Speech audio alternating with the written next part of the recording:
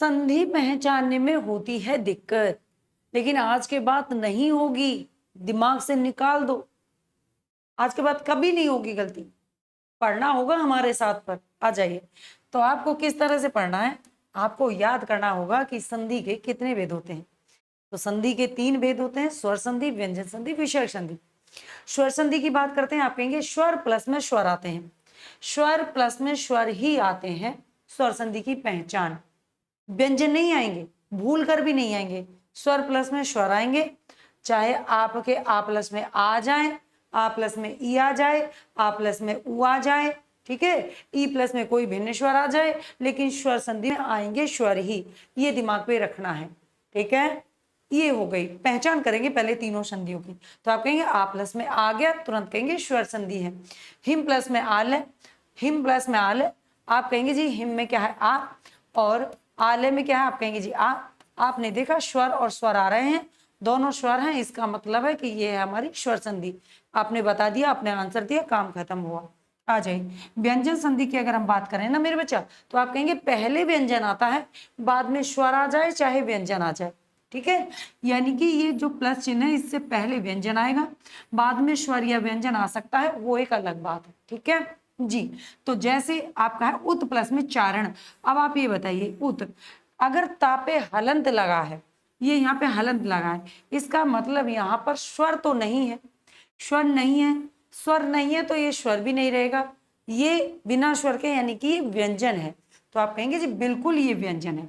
बाद में स्वर आ गया, ठीक है, बाद में स्वर आ गया। तो पहले अगर व्यंजन मिलता है, प्लस से पहले अगर आपको व्यंजन मिलता है, तो इसका मतलब है कि ये रहेगी व्यंजन संधि, ठीक है। ये तो नियम फिर बाद में पढ़ेंगे कि ताका चाह हो जाता है।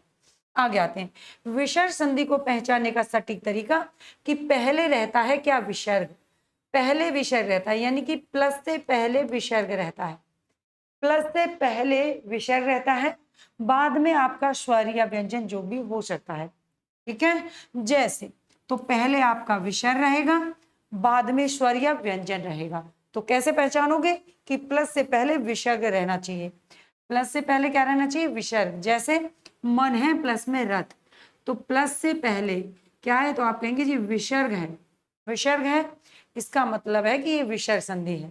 अब इतना पहले पहचान लेंगे ना, तब पहचानेंगे कि क्या क्या नियम से क्या क्या बनता है। तो विसर्ग का यहाँ पे ओ बन रहा था, राइट। तो इतना काम कंप्लीट हो गया, आप लोग पहचान गए कि स्वर प्लस में स्वर रहेगा तो आप कहेंगे सीधे सीधे स्वर संधि, व्यंजन प्लस में स्वर या व्यंजन रहेगा तो आप कहेंगे जी व्यंजन, और पहले रहेगा विसर्ग तो आप कहेंगे विसर्ग संधि, ठीक है। आ जाओ, इतनी बात पता चलने के बाद में अब हम बात करेंगे कि थोड़ी व्याख्या के साथ में, है ना। बहुत सारे बच्चे हैं जो नया सीख रहे हैं। भेद में आप याद रखिए स्वर संधि परिभाषा, स्वर के साथ स्वर का मेल होता है, वो ही स्वर संधि है, ठीक है। जैसे शिव प्लस में आल है, शिवालय बन गया। आ प्लस में आ रहा है, रवि प्लस में इंद्र, आप कहेंगे जी ई प्लस में ई आ रहा है। भानु प्लस में उदय, उ प्लस में उ आ रहा है, ठीक है। इस तरह से आप इसको याद करिएगा। आगे आते हैं व्यंजन संधि। व्यंजन संधि में बात करेंगे कि व्यंजन के साथ में, व्यंजन के साथ स्वर या व्यंजन का मेल होता है, ठीक है, होने पर जो विकार होता है उसे ही व्यंजन संधि कहते हैं। जैसे सत प्लस में जन, अब देखो यहाँ पे स्वर नहीं है क्योंकि हलंत लगा है, ठीक है। वाक प्लस में ईश, अब यहाँ पे देखो हलंत लगा है, स्वर नहीं है, इसलिए व्यंजन है। यहाँ है उत प्लस में चारण, हलंत लगा है, इसका मतलब है कि स्वर नहीं है यहाँ पर भी। विसर्ग संधि, विसर्ग संधि आप कहेंगे विसर्ग के साथ में स्वर व्यंजन का मेल होने पे क्या कहलाता है, जो विकार होता है वो विसर्ग संधि कहलाता है। जैसे निही प्लस में चल, अब देखो विसर्ग लगा है प्लस से पहले, आप कहेंगे हाँ जी, ठीक है, ये याद रखना है। मनोरथ में विसर्ग से पहले प्लस से पहले क्या लगा है, आप कहेंगे विसर्ग है जी, ये रहा। तो विसर्ग पहले है तो विसर्ग संधि है ना। प्लस से पहले क्या है, आप कहेंगे जी ये रहा, विसर्ग लगा है, हा की तरह उच्चरित करते हैं नमः नमः, तो विसर्ग संधि। आइए इतना समझ लिया। अब हमारा जो परीक्षा में ज्यादातर पॉइंट बनता है वो स्वर संधि के अंतर्गत ही आते हैं। तो स्वर संधि के आपको भेद याद रखने रहेंगे, ठीक है। स्वर संधि के आप लोग भेद याद रखिएगा। पहला आप कहेंगे दीर्घ संधि, फिर गुण संधि, वृद्धि संधि, फिर आपका यण संधि, फिर आपका अयादि संधि। एक ही क्रम से याद करिएगा, कभी वृद्धि कह के दीर्घ मत कह देना। हर चीज अपने क्रम के साथ ही याद करोगे तो दिमाग में सही से छपेगा। दीर्घ संधि में आप कहोगे, दीर्घ संधि में कहोगे क्या, आप कहोगे जी दीर्घ संधि में समान वर्ण आते हैं। क्या आते हैं, तो आप याद रखना समान वर्ण आते हैं। कैसे आते हैं मेरे बच्चे, समान वर्ण।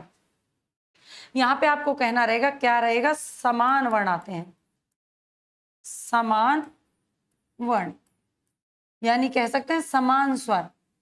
जैसे आ प्लस में आ ही आएगा, ठीक है, ये रहे आपके आ प्लस में आ ही आएगा और बाद में ये क्या हो जाएगा, दीर्घ हो जाएगा।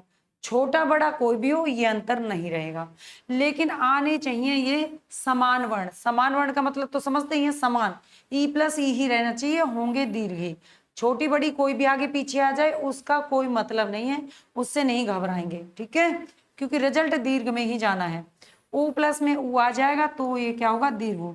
जैसे हिम प्लस में आल है, आ प्लस में आ रहा है, क्या आ रहा है, आ प्लस में आ, आपने देखा समान वर्ण है, समान वर्ण देखते ही तुरंत कहना दीर्घ संधि है। अब इन चारों संधियों में और कहीं जाके भी समान वर्ण नहीं आएंगे, एक साथ एक जैसा वर्ण प्रयोग में नहीं होगा। गुण संधि की बात करते हैं तो एक बात तो ये रखिए कि इस पे लगती है एक चोटी, इसमें रहती है एक चोटी, ये दोनों मात्राएं किसकी मात्राएं, तो आप कहेंगे जी ए की मात्रा और ओ की मात्रा, दो मात्राओं का यहाँ पे प्रयोग होता है गुण संधि में। एक होता है आपका अर भी रहता है कभी कभी अगर आ जाता है तो अर, ठीक है, बस। तो आप कहेंगे जी क्या, आ प्लस में, अब आ आपका छोटा भी हो सकता है बड़ा हो सकता है, आ प्लस में क्या आ जाए, ई, आपकी चाहे छोटी आ जाए या बड़ी, क्या बनेगा, ए ही बनेगा। तो आ प्लस में अगर ई आती है तो ए बनता है, आ प्लस में ऊ आता है तो ओ बनता है, ठीक है। और अगर आ प्लस में ऊ आ जाता है तो क्या बनेगा, ओ बनेगा, ठीक है। जैसे महा प्लस में ईश, तो महा में क्या आ है, प्लस में क्या है, ई है, आ प्लस ई बराबर ए बनेगा। तो आपने कहा जी बिल्कुल ए बनेगा, ये रहा ए की मात्रा वहां पर लगा दी, महा प्लस में ईश महेश हो जाएगा, ठीक है। आई आगे चलते हैं वृद्धि संधि की तरफ, ठीक है। वृद्धि संधि को याद करेंगे। अब गुणों में वृद्धि करनी है, गुणों में यहाँ पे आपकी ए और ओ की मात्रा थी, अब यहाँ पे ये बड़े वाली मात्रा है, आय और आओ की मात्रा रहेगी, यानी कि आप कहेंगे अब चोटियां बड़ी हो जाएंगी, यानी कि दो चोटियां लगेंगी। अब की बार ये दो जो चोटियां लगी देखो तो तुरंत कहना कि वृद्धि संधि है। ये एक एक चोटी लगी देखो तो तुरंत कहना कौन सी संधि है, गुण संधि है। जैसे महेश में एक चोटी देखी, जैसे दिनेश में एक चोटी देखी, दिनेश में, ठीक है। जैसे परोपकार में एक चोटी देखी, परोपकार, राइट, ये याद रखे, ये वाली चोटियां अगर आप देखो तो आप कहना गुण संधि है, ठीक है। और ये वाली चोटियां देखो तो ये वाली, तो आप कहेंगे वृद्धि संधि है। आ प्लस में ए आएगा तो ए हो जाएगा, और आ प्लस में अगर आपका ए, कहने का मतलब है छोटा ए बड़ा कोई है तो किस में बदलेंगे, ठीक है। ये इन्होंने थोड़ी सी गड़बड़ कर दी है, ये यहाँ पे आएगा आपका ओ, है ना जी। अब बनवाया गया है तो ऐसा ही बनेगा ये, आओ, तो ये बनेगा आपका आओ,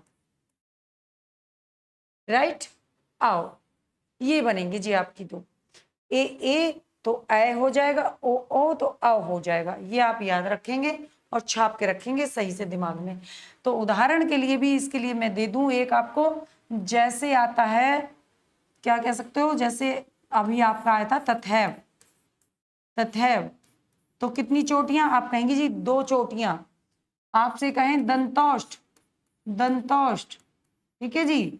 अब आप कहो जी कैसी चोटियां, दो चोटियां, तो ये चला जाएगा आपका किसमें, वृद्धि संधि में आ जाइए। यण संधि की बात करते हैं।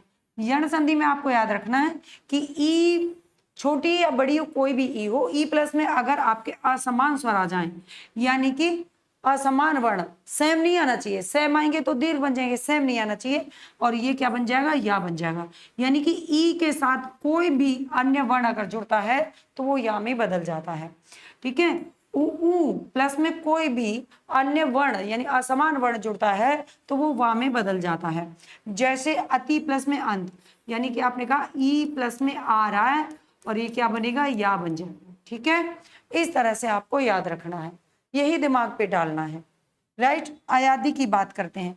आयादी में कहता है ए प्लस में असमान स्वर आ जाए तो आय या आय बनता है, और आओ ओ या आओ अगर आता है, ठीक है, और किससे जुड़ जाए, असमान स्वर से जुड़ जाए तो अब और आप बन जाता है। जैसे पवन, तो आप कहेंगे जी क्या है, आप कहेंगे जी ओ प्लस में क्या आ गया, आप कहेंगे क्या बन गया, तो आप कहेंगे जी पवन, ओ प्लस में अन पवन बन जाएगा। तो इस तरह से आप इनको याद कर लेना, ज्यादा कोई मेहनत नहीं है, बेहतर रिजल्ट आएगा, कोई दिक्कत वाली बात नहीं रहेगी। अब देखो जैसे आपका लिखा सूर्योदय शब्द, तो आप बताइए क्या नहीं बता पाओगे, 100 बार बता पाओगे। सूर्य प्लस में उदय लिखा है, कितनी चोटी है, तो आप कहोगे जी एक चोटी है, ये वाली, ये तो रा उड़ा हुआ है ना, रा चोटी कैसी है, एक है, ठीक है। तो कौन सी संधि, तो आप कहेंगे जी सूर्य प्लस में उदय, संधि विच्छेद हुआ, सूर्य प्लस में उदय आपका संधि विच्छेद बना। आपने देखा कि चोटी लगी, यानी क्या, आप कहेंगे आ प्लस में उ बराबर ओ वाली मात्रा लगी हुई है, और इसका मतलब है कि कौन सी चोटी लगी हुई है, एक चोटी, ठीक है, एक चोटी लगी हुई है, और एक चोटी लगने का मतलब ही आप सीधे सीधे कहेंगे कौन सी संधि चली जाएगी, गुण संधि चली जाएगी, ठीक है। इस तरह से आप कंप्लीट करिएगा और आप बेहतर समझे होंगे, ये मुझे उम्मीद है। मिलते हैं फिर नेक्स्ट वीडियो में, तब तक के लिए प्यार भरा नमस्कार।